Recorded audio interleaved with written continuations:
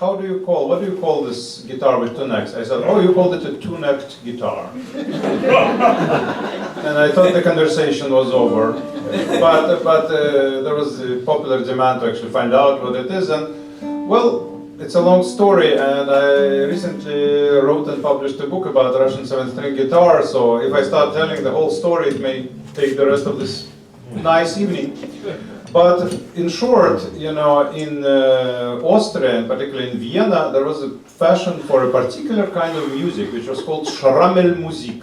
And the thing is, Schrammel sounds like some kind of German verb, which is the word Schrammeln or something. But actually, it's the name of two brothers, the last name of two brothers, who invented this music that consisted, I mean, this was a small ensemble playing in little cafes in Vienna, and they had two violins, a clarinet, and a guitar like this. That was the only instrument that accompanied. Guitar, which is normal 6-string guitar, with a lot of basses that were tuned diatonically down, do, do, do, do, do, do. This kind of long, lots of additional basses. And that was a very good accompanying instrument.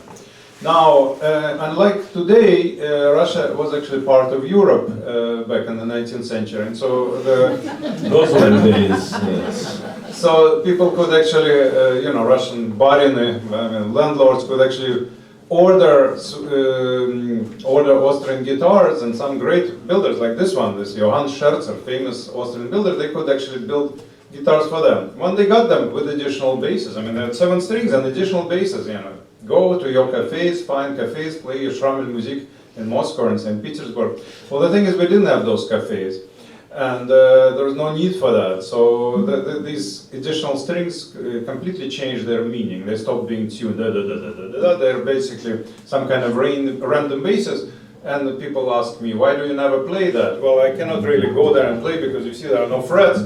So sometimes, like in the last one,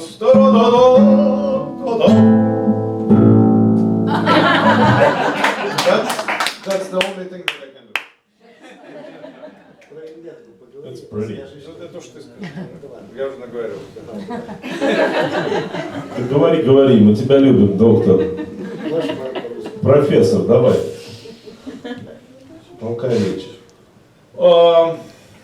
Ну, я даже не знаю, с чего начать, но Вадим и я работаем вместе, как я начал с самого начала, больше 20 лет, и я много понимаю в цыганской культуре. Sorry, now I will switch to English, because there are some people who don't know what I just said, and they will never find out.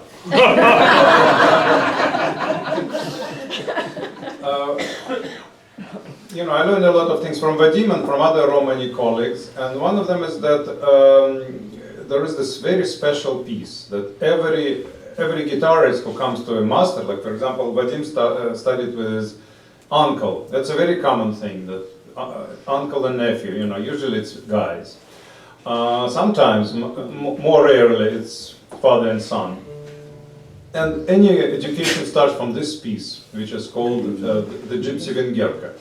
Well, the word Vengerka is approximately as, you know, it means something like polka, only instead of Polish, it has the Hungarian ethnicity. Venger means Hungarian in Russian. It was a ballroom dance, just like polka. Why this particular piece is called Vengerka, I'm not completely sure. But this particular chordal progression, pretty much 3 chords, became the main conservatory of the Romani music. So every young performer learns how to play, to improvise to that, to play basic accompaniments, to learn new khody or licks, and then there are dances associated with it and songs. So I think we will only show khody that Vadim will beautifully play, and the song appended to that.